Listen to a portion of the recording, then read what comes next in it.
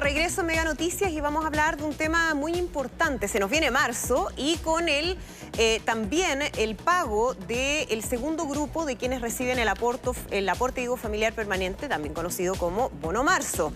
Les decía, el segundo grupo de beneficiarios hoy termina para el primer grupo. Bueno, hay otras ayudas que recordemos han sido anunciadas y vamos a conversar de esto con el ministro de Desarrollo Social, Giorgio Jackson, que ya nos acompaña aquí en el estudio. Ministro, muchísimas gracias. ¿Qué tal? ¿Cómo estás tú? Muchas gracias también por tenernos acá en el programa. Muchas gracias. Ministro, claro, todos hablamos del Bono Marzo, sabemos que es el aporte familiar permanente, pero que se entregan 3 etapas a distintos grupos, ¿no? Sí. Hoy se termina de entregar al primer grupo, expliquemos cómo funciona eso. Sí, mira, en total el aporte familiar permanente o Bono Marzo es un aporte que llega por carga. O sea, las personas que tienen el subsidio único familiar, que en la casa probablemente saben que les llega mensualmente un aporte por cada una de las cargas, y las personas que tienen asignación familiar, que en su sueldo, cuando son menores de 970.000 pesos y tienen una carga asociada y están en el registro social de hogares, reciben en la planilla de pago también un aporte por cada uno de sus hijos. Claro. Esas personas tienen generar una fecha de pago. Nosotros lo que logramos, y en total las cargas que dan origen a cada uno de estos subsidios son alrededor de un poco más de 3 millones de personas, ¿ya? 3 millones de causantes de estos bonos para cerca de 1,5 millones de familias. Entonces, lo que se hace es que se aprovecha la fecha en la que estaban acostumbrados mes a mes a recibir estos subsidios y se incorpora el Bono Marzo durante esa transferencia. Entonces, tuvimos un primer grupo, el que se hacía entre el 15 y el 28 de febrero, y eso lo pudimos adelantar, no en marzo, sino en febrero, para poder planificar, que el primer grupo pudiera planificar sus gastos durante el mes de marzo.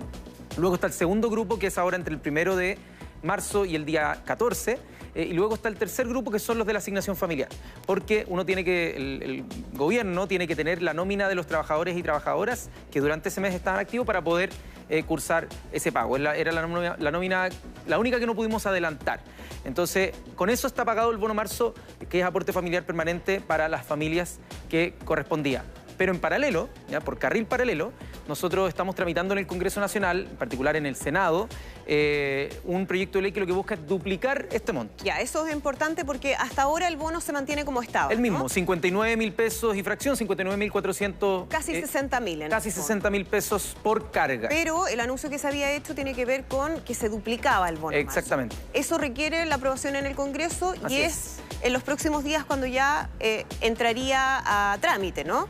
O sea, ya entró, nosotros lo ingresamos este proyecto en el mes de enero, hubo receso legislativo y retoman las actividades este día miércoles, por lo tanto se va a revisar el proyecto, lo más probable es que esté votándose el día lunes en el Senado para que pase a la Cámara de Diputados y así ojalá la próxima semana o a más tardar la subsiguiente podamos tener este proyecto de ley que ya sea ley y que de esa manera podamos a fin de mes hacer el segundo pago a todas las personas que recibieron el Bono Marzo, que reciban una dúplica y de esa manera se puede aliviar un poco un mes que sabemos que es complejo para las familias, que es el mes de marzo. Perfecto. Dentro de la tramitación del proyecto está también este otro aspecto, que es el bolsillo familiar electrónico, que lo habíamos explicado en algún momento, pero es esta transferencia directa para la compra de alimentos. Así es. ¿Cómo va a funcionar eso? Porque es un instrumento nuevo, por lo tanto genera también todavía algunas dudas. Sí, esta es una innovación que partió a partir de una demanda del tema del alza de los precios de los alimentos, que fue algo muy preocupante no solo en Chile, en el mundo, claro. El tema de la inflación, pero particularmente asociado a alimentos, a los costos de transporte con el tema del petróleo,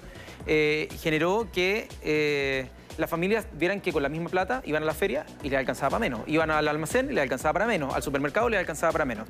Entonces el gobierno, con la negociación del salario mínimo del mayo anterior, generó lo que se llamó un bono por canasta básica de alimentos, ¿ya? Que era, no sé si se acuerdan, al principio era 6.500 pesos, pero que iban a ser adaptados al monto de la inflación. Ese monto llegó a un pic de cerca de los 13.500 pesos cuando estuvo más alta la inflación, pero la fórmula en la que se acordó eso hacía que fuera por los últimos 12 meses. Entonces ese monto iba a bajar y en abril se iba a eliminar. Entonces, ¿qué es lo que tomamos como decisión junto con el Ministerio del Trabajo, junto con el Ministerio de Hacienda? Generar un instrumento que a partir de las cuentas RUT tú le puedes transferir a las personas un monto por carga, en este caso el monto más alto que tuvo este bono de compensación, por 13.500 pesos por carga, todos los meses durante el año 2023, desde el mes de mayo en adelante. Claro. Y de esa manera las personas cuando van a comprar o a la feria con tarjeta, con la cuenta RUT, o al almacén o al supermercado, Cuando pasan una cuenta, se le va a descontar un 20% hasta el monto total que tengan acumulado. Ya. Entonces, de esa forma, a las personas les va a salir el precio de las compras un 20% menos, que es más o menos lo que estaban pagando antes del alza. Ya, pero tiene que ser con la cuenta RUT, eso es importante. Con la cuenta RUT. Esto es una transferencia que se va a hacer a una cuenta paralela, un bolsillo electrónico, y que de esa manera las personas pueden ir a hacer sus compras como siempre con la cuenta RUT, pero se les va a aplicar un descuento que va a hacer que al final el saldo va a ser 20% menos de lo que les costó. El subsidio único familiar, el SUF y la asignación familiar aumenta también en un 20%. ¿Eso desde cuándo? Y especialmente, ¿qué pasa con esto, ¿no? La inclusión de un grupo importante de niños, niñas y adolescentes. Mira, este fue un hallazgo bien impresionante que tuvimos con los equipos del Ministerio. Nos dimos cuenta que por distintas razones, porque hubo pandemia, más gente se incluyó en el registro social de hogares, hubo un montón de cambios en la situación socioeconómica de las familias con la informalidad. Bueno, todos esos factores lo que nos llevaron a ver es que dentro del 40% de menores ingresos en nuestro país, habían 900.000 niños, niñas y adolescentes que eran causantes del subsidio único familiar. Es decir, si es que quienes son sus tutores o tutoras legales hubiesen ido a la municipalidad y el trámite se hace para poder tener el subsidio único familiar, lo estarían recibiendo. Pero como el Estado lo que le dice es, usted tiene que ir a la municipalidad, hacer ese trámite y hacer que todo ocurra, entonces al final no lo estaban obteniendo. 900.000 niños, niñas y adolescentes. Entonces, ¿qué es lo que dijimos nosotros? Tenemos que cambiar la lógica, ya no de que la gente postule a algo que debiese ser básico para eliminar la pobreza o erradicar la pobreza infantil, sino que nosotros vamos a hacer automático este proceso. Es decir, vamos a hacer una búsqueda activa de todas las personas y sus tutores legales y depositarles la plata que corresponde a un subsidio que es fundamental para la manutención más básica que tienen niños, niñas y adolescentes. Entonces, si tú te fijas, tenemos en Chile la última cifra de la CACEN es del año 2020, ¿no? Y nos indica que la pobreza en Chile la pobreza económica es de un 10,8%, es el monto de pobreza, pero en materia de niños, niñas y adolescentes es de un 17,7%. Exacto. Entonces, la pobreza infantil es mucho más grande que la pobreza en términos generales y por eso queremos abordar el subsidio único familiar en niños, niñas y adolescentes y hacer un aumento de un 20% que se suma al aumento que hicimos el año pasado y esperamos también avanzar en los próximos años con aumentos significativos en esta herramienta porque es la primera transferencia que tienen las personas que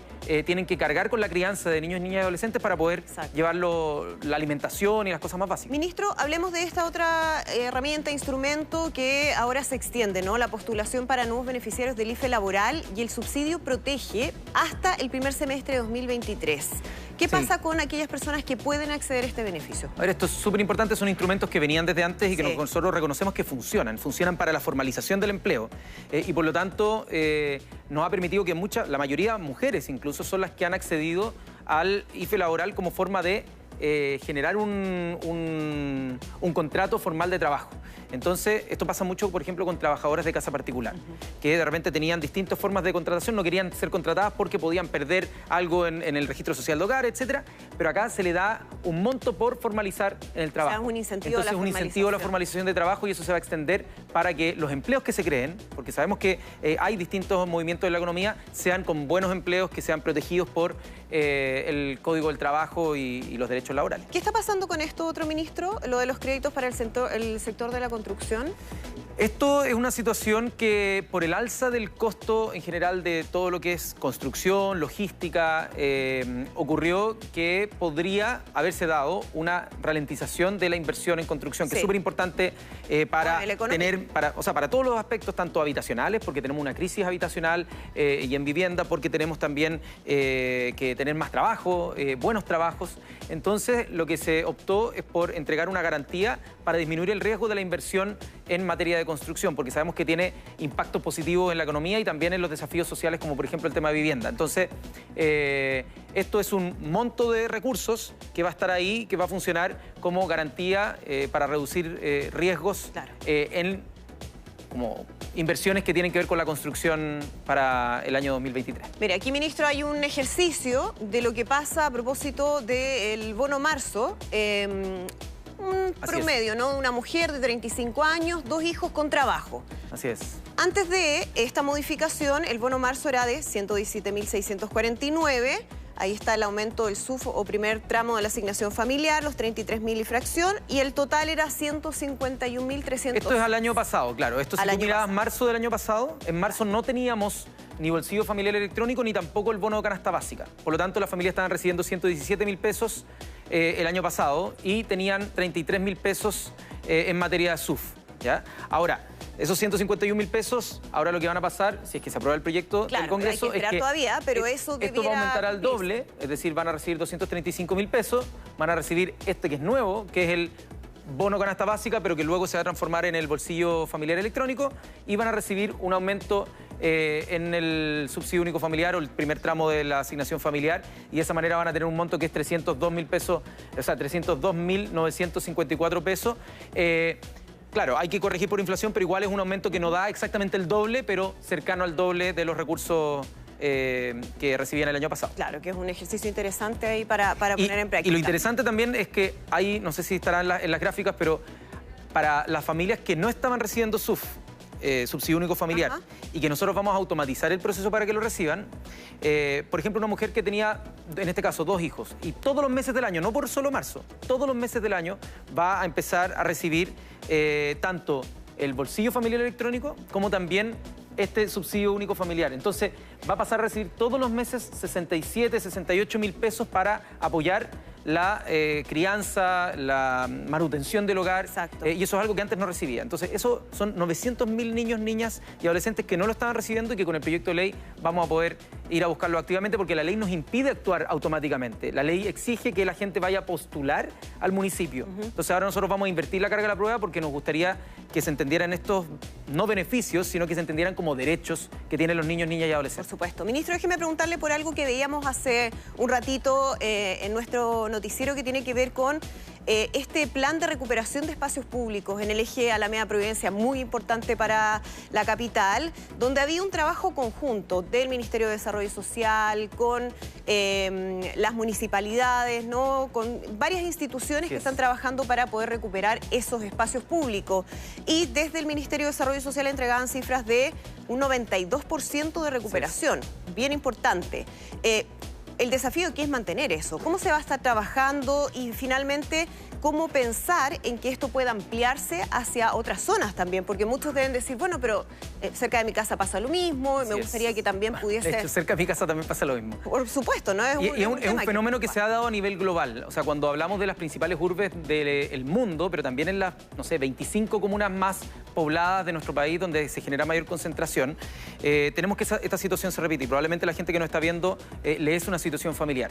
No tiene solución fácil, porque muchas veces tú puedes decir, vamos a tratar de sacar a una persona, ya sea vía policial o vía programas sociales, independiente, y ¿qué es lo que pasa? La gente vuelve y se vuelve a poblar. Entonces, nosotros tomamos distintas experiencias internacionales. El equipo de trabajo desde agosto en el Ministerio de Desarrollo Social, en conjunto con la Delegación Presidencial Metropolitana y los municipios y las policías, lo que hicieron fue ¿cómo lo hacemos para hacer una solución que sea sostenible?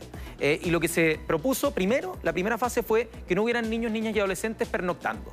Se catastró en un comienzo y habían 125 niños, niñas y adolescentes que estaban pernoctando. Y hoy día no tenemos a ningún niño o niña y adolescente en este tramo pernoctando. ¿Dónde están esos niños, niñas y adolescentes? Hoy día están o en residencias o se han incorporado a programas donde se les habilita en escuelas para que tengan cupos en los colegios, para que tengan controles de salud, y a los padres se les hace atención psicosocial y distintos tipos de herramientas de apoyo laboral para que puedan encontrar ingresos autónomos. Ese es como el objetivo del tránsito en los programas de intervención. No es que estén viviendo en la calle en otra parte de la capital. No, toda la gente que nosotros atendemos acá se le ofrece una alternativa en residencias o en albergues, y que después tengan tránsito hacia una solución autónoma. Pero hay casos, hay que decirlo, en los que se les da una solución que es temporal, por ejemplo 3 meses, y que las personas no logran en ese tiempo generar recursos autónomos y vuelven a caer en situación de calle, ¿ya? Y eso es un problema que hemos detectado en la misma implementación de este programa piloto y que estamos tratando de abordar con otras herramientas. Pero lo importante es que este piloto, que nosotros en esta segunda fase, ahora durante el mes de febrero, de manera silenciosa, porque esto no se tiene que anunciar tanto, se tiene que hacer y comunicar cuando se logró hacer. Logramos bajar la cifra en un 92%, como tú mencionabas, de rucos o carpas que estaban instalados desde Las Rejas hasta Huelén, en Providencia, hasta Estación Central, en todo este eje Providencia-Alameda, pero es un trabajo que, como tú decías, hay que mantener y poder expandir. Los costos y los recursos humanos involucrados para poder tener un nivel de intervención como el que hicimos acá en la principal arteria de la región metropolitana, en la que transitan millones de personas al día, es un esfuerzo que como país hoy día no estamos preparados financieramente para hacerlo en todas las regiones y en todas las comunas que quisiéramos hacer. Nosotros tenemos el plan de a 3 años poder tener estas 25 comunas que concentran la inmensa mayoría de las personas que viven en situación de calle, con una alternativa, porque, insisto, no basta simplemente con despejar a la gente, no sé, con fuerza policial o con claro, si gente es que aseo y ornato. No es así. Se tiene que lograr una intervención que permita tratar de erradicar el fenómeno de fondo, temas de salud mental, de consumo problemático de alcohol y droga, hay temas de delincuencia también vinculados ahí adentro. Entonces, es un fenómeno muy complejo, pero hoy día estamos dando buenas noticias que esperemos que se mantengan. Hay que hacer intervenciones urbanas con embellecer los lugares, pero también hacerlos utilizables, para que la gente se retome el espacio público y de esa manera también haya menos espacio, incentivo a que la gente se instale en lugares que ya están ocupados porque la misma gente los empieza a ocupar. Bueno, hay varios desafíos en el Ministerio de Desarrollo Social. La pregunta es si usted los va a seguir encabezando, ministro. O puede ser que sea la última vez que lo tengamos acá como ministro de Desarrollo Social o del gabinete. Mira, hay harto que se ha estado especulando por los medios, me parece natural, en la contingencia política. Los medios tratan de preguntarse en qué estará el gobierno, pero ya lo ha repetido bastantes veces el presidente, le está constantemente evaluando a su equipo de gobierno y nosotros como colaboradores solamente estamos a disposición de lo que es su facultad exclusiva, que es decidir quiénes lo acompañan en este proceso de cambios que nos hemos propuesto. Así que a disposición, nosotros al menos desde el Ministerio de Desarrollo Social. Sí, yo sé que no me va a decir si hay cambio de gabinete o no, cuándo va a ser, pero me gustaría conocer su opinión, porque usted tiene una mirada política de si es conveniente o no para el gobierno seguir prolongando este cambio de gabinete con todas las especulaciones que evidentemente se producen. Entiendo que hay toda una discusión interna también de quienes consideran en el oficialismo que debe ser lo antes posible, quienes consideran que hay que hacerlo después de la elección del 7 de mayo. ¿Usted de qué posición es? A ver, yo soy alguien muy disciplinado.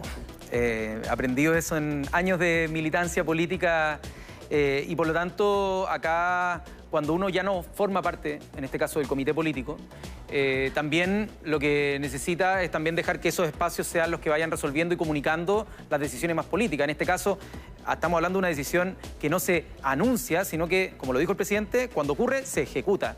Y por lo tanto, no me gustaría que se instale de que algún ministro o ministra pautee al presidente, porque es su facultad exclusiva. Nosotros estamos para apoyar el trabajo que le encomendó el país a través de una votación popular. Así que yo al menos respeto plenamente esa potestad que tiene el presidente en la investidura de su cargo y no voy a tratar de como calificar o no los plazos que él determine para realizar. Ahora, sí hay, no sé si una idea de pautear al presidente, pero sí hay una discusión al interior de los partidos del oficialismo al respecto. Bueno, sí, los partidos tienen ese rol, obviamente. Digo, los que somos colaboradores es distinto, porque una cosa es que tu rol sea como partido político, oficialista, ver cómo incides en la discusión política que se está llevando a cabo, y eso es perfectamente válido.